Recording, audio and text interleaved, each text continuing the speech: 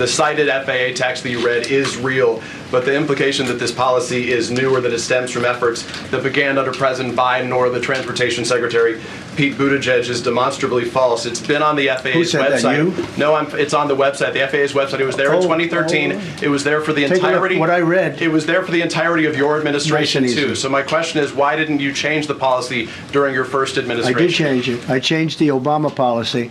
And we had a very good policy. And then Biden came in and he changed it. And then when I came in 3 days ago, I signed a new order bringing it to the highest level of intelligence. Okay. It was on the website. Please. Quiet. It wasn't a disabled air traffic controller that crashed the helicopter into the plane over the Potomac the other day. And Donald Trump is lying to the American people about the DEI, diversity, equity, and inclusion policy, where it came from. And the one he read out loud at the press conference, that's been around since he was first president, and he never did anything about it because actually they're not employing people who aren't capable. And the problem with the crash was not that they were employing somebody who was disabled to crash the plane into the helicopter or vice versa. It's because there weren't enough of these people. And they were shorthanded at the moment, and that is Donald Trump's fault, not once, but twice. You just heard it there with the Peter Alexander interview. Nobody slipped Donald Trump the note, didn't give him the memo that the very policy that he was reading out loud about disabled people and severely disabled people being employed by the Federal Aviation Authority, that was on the website since he was president. Had nothing to do with Biden or Obama or anybody else. And the phony window dressing where he signed an executive order several days before the crash to sort of upgrade the FAA. That had nothing to do with DEI, had nothing to do with the crash, but he's lying to the American people over the dead bodies of the victims, 60 or 70 of them being pulled out of the Potomac. I'm Michael Popok. You're on Legal AF. Let's focus on a couple of aspects of the DEI policy. First of all, the DEI policy to try to make the FAA hiring force diverse doesn't necessarily mean at all that disabled people are going to also be employed on the front lines as the air traffic controllers. They may, if their particular type of disability allows them to pass the aptitude test and allow them to pass the psychological and mental screening, they may be qualified for that position. It depends on what their issue is. You know, people who are on the spectrum, for instance, may be perfect for that job because of their some aspects of it, because of their hyper focus and their ability to multitask and to keep patterns in their mind in a way that maybe people not on the spectrum can.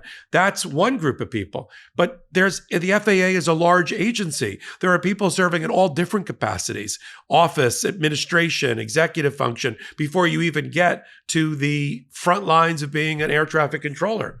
Not everybody in the Air Force, Trump, is a fighter pilot. Not everybody in the Navy is a sailor.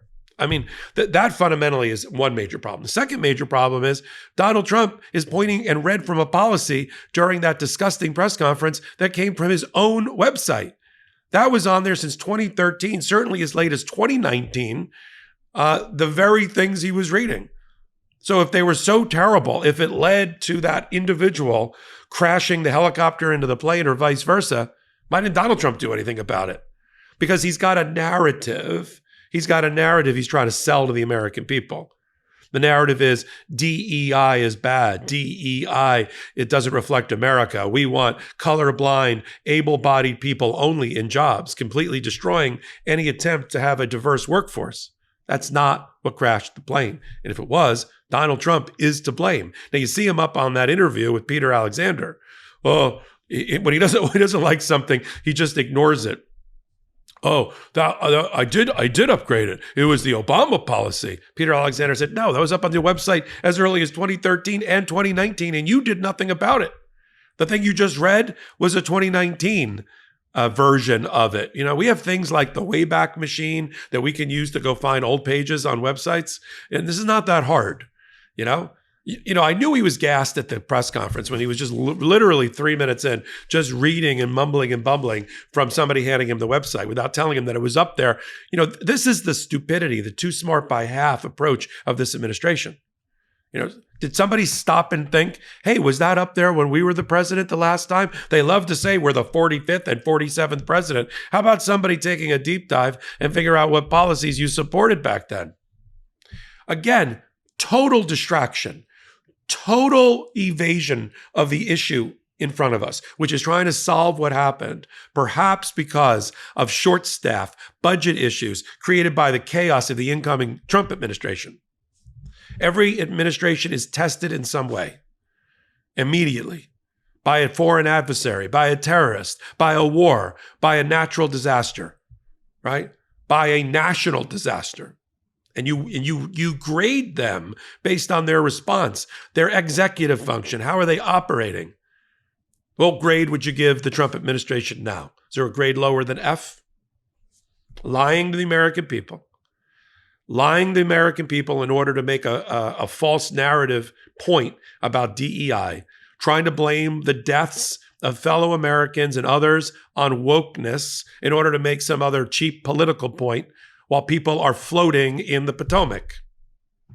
That's who people voted for a president. Yeah. And some of this is so easy. I mean, part of it is a gift. I've said it before. I'm going to say it again. When Donald Trump operates by executive order, the more we push him in front of the podium to talk at press conferences, the more we let the American people see him on his feet and how he operates, the better it is for those in opposition, like fair-minded people, progressives, and Democrats. Because pressured, he will make mistakes. He's already, his start of his administration, the first 11 days is one colossal, chaotic mistake. Now, I know there's some early polling like, well, on balance, we like the immigration thing. Okay. Wait till all your prices rise for housing, for logistics, for food, for, everything else that's important to you in your life. Wait till your home's not rebuilt during a natural disaster because we've lost the resiliency workforce because they've gone underground because they think they're going to be picked up during a church raid. And I haven't even gotten to the tariff wars that apparently start on Saturday with Mexico and Canada, two allies we desperately need to support us for our national and economic security. And some of this is just, the forced errors, the unforced errors by the Trump administration. What idiot came up, and Musk goading him on. Elon Musk goading him on with, it was the DEI policies of the FAA that caused the crash, was it? And now Donald Trump blaming Elon Musk for that as well.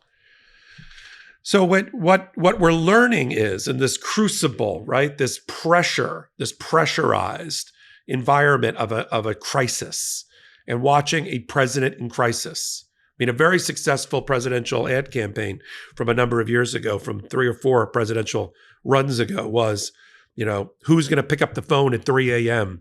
It was like this dark, ominous voice with a phone ringing, like old-fashioned phone ringing with red. Who's going to answer the phone? Who do you want answering the phone? And so look who answered the phone at 3 o'clock in the morning. Donald Trump. And how's he doing? Terrible. So what do? He's already president. We don't have the votes to impeach. We could start an impeachment process. One of the Democrats could draft an article of impeachment. It's interesting. I'll report on it. But we're not going to get him impeached. We're not going to get him convicted and removed unless something happens dramatic at the midterms. If we get the House and if we get the Senate, we can impeach him. If we get both, we might be able to convict and remove him. People are all hot and bothered about how do we deny him a seat? How do we let an insurrectionist become president? Focus on the vote. Focus on working from now until the midterms in voter registration and voter drives, doing your part to support the party to get Donald Trump out. If you can't, you get him out by way of giving us the House, give the Democrats the House and the Senate, being able to impeach and convict. That's what we have in front of us. And you have to use examples like this. And don't forget this example. The short-term memory loss of the American people, not our audience, not Legal AF and Midas Touch, but the voting public in general, the short-term memory loss. They barely remember what happened, the chaotic, careening example of the first Trump administration. That's all we're watching here. is a first 11-day version. And it's even worse than it was before because Donald Trump is emboldened by all of these stakeholders who bought into him and bought him. Federalist Society, Project 2025, Heritage Foundation, Leonard Leo, cryptocurrency, big oil, big tech. They all bought a piece. And now Donald Trump is making these kind of crazy, last minute, half-baked decisions on the fly during national crisis in front of everybody. And now he's taking press conferences because he's stuck. He used to criticize Joe Biden for not taking enough press conferences.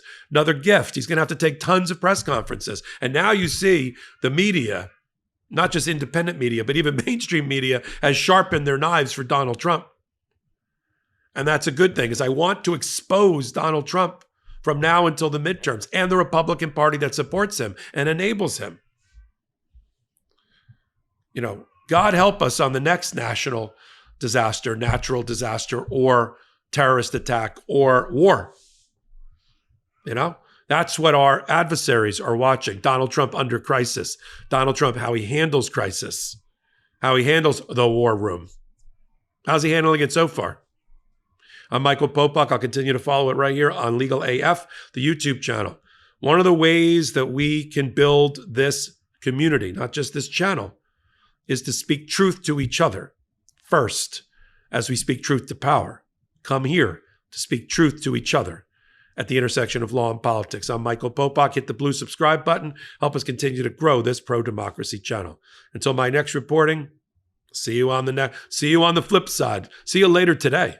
In collaboration with the Midas Touch Network, we just launched the Legal AF YouTube channel. Help us build this pro-democracy channel where I'll be curating the top stories at the intersection of law and politics. Go to YouTube now and free subscribe at Legal AF MTN. That's at Legal AF MTN.